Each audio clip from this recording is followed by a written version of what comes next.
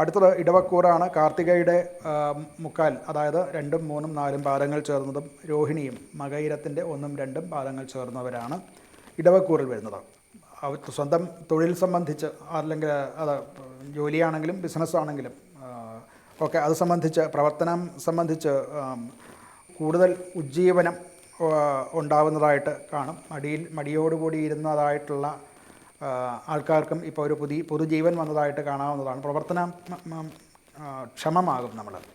അതുപോലെ തന്നെ വേണ്ട എന്ന് വെച്ചിരുന്ന, അല്ലെങ്കിൽ പിന്നീടാകട്ടെ എന്ന് വിചാരിച്ച് വച്ചിരുന്നതായിട്ടുള്ള പ്രൊജക്റ്റുകളോ അല്ലെങ്കിൽ മറ്റ് സംരംഭങ്ങളോ ജോലികളോ ഒക്കെ ഏറ്റെടുത്ത് വളരെ വേഗത്തിൽ ചെയ്യാൻ സാധിക്കുന്നതാണ്. അത് വേണ്ട വിധത്തിൽ പൂർത്തിയാക്കാൻ സാധിക്കുന്ന കാലമാണ്. എന്നാൽ മറ്റുള്ളവരുടെ അഭിപ്രായങ്ങൾ അംഗീകരിക്കാൻ ബുദ്ധിമുട്ടായിട്ട് വരുന്നത് കൊണ്ടുണ്ടാകുന്ന ചില മാനസിക പ്രശ്നങ്ങളും ഒക്കെ ഉണ്ടാവും. അതുമൂലം ഈ പറയുന്ന ജോലിയിലോ പ്രൊജക്റ്റിലോ ഒക്കെ ചില വികസന പദ്ധതികളും മറ്റുമൊക്കെ നടപ്പാക്കാനും കുറച്ച് ബുദ്ധിമുട്ടും, എങ്കിലും അത് വിജയകരമായിട്ട് പൂർണ്ണമാക്കാൻ സാധിക്കുന്ന സമയം തന്നെയാണ്.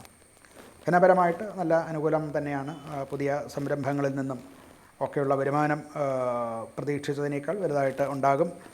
പുതിയ ആശയങ്ങളും ധനപരമായിട്ട്, ധന ആർജിക്കുന്നതിനുള്ള പുതിയ ആശയങ്ങളും ഒക്കെ ഉണ്ടാകും. എന്നാൽ വലിയ നിക്ഷേപങ്ങളിലേക്ക്, ഭാവിയിലേക്കുള്ള വലിയ നിക്ഷേപങ്ങളിലേക്ക് ഇപ്പോൾ പോകാതിരിക്കുകയാണ് നല്ലത്. ചെറുകിട താൽക്കാലിക നിക്ഷേപങ്ങളോ ഒക്കെ ചെയ്യുന്നത് അനുകൂലമായിട്ടുള്ള ഫലം നൽകും. ആരോഗ്യപരമായിട്ട് ഊർജം നിങ്ങൾക്ക് വളരെ കൂടുതലാകും. അതുകൊണ്ട് തന്നെ കുറച്ച് പ്രവർത്തനം കൂടുതലാകും. അങ്ങനെ കുറച്ച് രക്തസമ്മർദ്ദം ഒക്കെ കൂടാം. അങ്ങനെയുള്ള രോഗങ്ങളുള്ളവർക്ക് കുറച്ച് സൂക്ഷിക്കേണ്ടതാണ്. അതുപോലെ കോപം നിയന്ത്രിക്കണം. മാനസികമായിട്ടുള്ള ഒരു സ്വസ്ഥത സ്വയം കൈക്കൊള്ളാനും ശ്രമിക്കേണ്ടതുണ്ട്. സുഹൃത്തുക്കളുമായിട്ടോ അല്ലെങ്കിൽ ഒന്നിച്ച് ജോലി ചെയ്യുന്നവരുമായിട്ടും കുടുംബത്തിലും ഒക്കെ പലതരത്തിലുള്ള പ്രയാസങ്ങളും അവർ അനുഭവിക്കേണ്ടതായിട്ട് വരും. അതുകൊണ്ട് ഇതൊക്കെ നിയന്ത്രിക്കേണ്ടതാണ്. രോഗവും രക്തസമ്മർദ്ദം പോലെയുള്ള കാര്യങ്ങൾ കൂടാനും ഒരു സാധ്യത ഉണ്ടാക്കുന്നുണ്ട്. കുടുംബത്തിലുള്ളവരുടെ അഥവാ അടുത്ത ബന്ധുക്കളുടെയൊക്കെ സഹായം പ്രതീക്ഷിക്കുന്നവർക്ക് അത് കിട്ടുന്നതാണ്.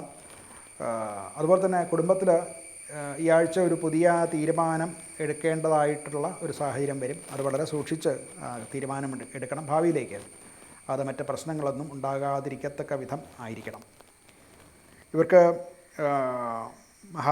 മഹാവിഷ്ണു സമേതനായ മഹാവിഷ്ണുവിന് ലക്ഷ്മി നാരായണ പൂജയൊക്കെ വളരെ പ്രചാരമുള്ളതാണ്. അങ്ങനെയുള്ള മന്ത്രങ്ങൾ ജപിക്കുകയോ അങ്ങനെയുള്ള പൂജകൾ ചെയ്യുകയോ ലക്ഷ്മി നാരായണ ക്ഷേത്ര ദർശനം നടത്തുകയും ഒക്കെ നല്ലതാണ്. അതുപോലെ തന്നെ പാവപ്പെട്ടവർക്ക് അന്നദാനത്തിന് കൊടുക്കുക, അന്നദാനം സ്വയം നേരിട്ട് കൊടുക്കുക, അല്ലെങ്കിൽ അങ്ങനെയുള്ള അന്നദാനം നടത്തുന്നവർക്ക് അതിന് വേണ്ടിയിട്ടുള്ള ധനം സംഭാവന ചെയ്യുന്നതും ഒക്കെ അനുകൂലമായിട്ടുള്ള ഫലങ്ങൾ ഉണ്ടാകാൻ നല്ലതാണ്.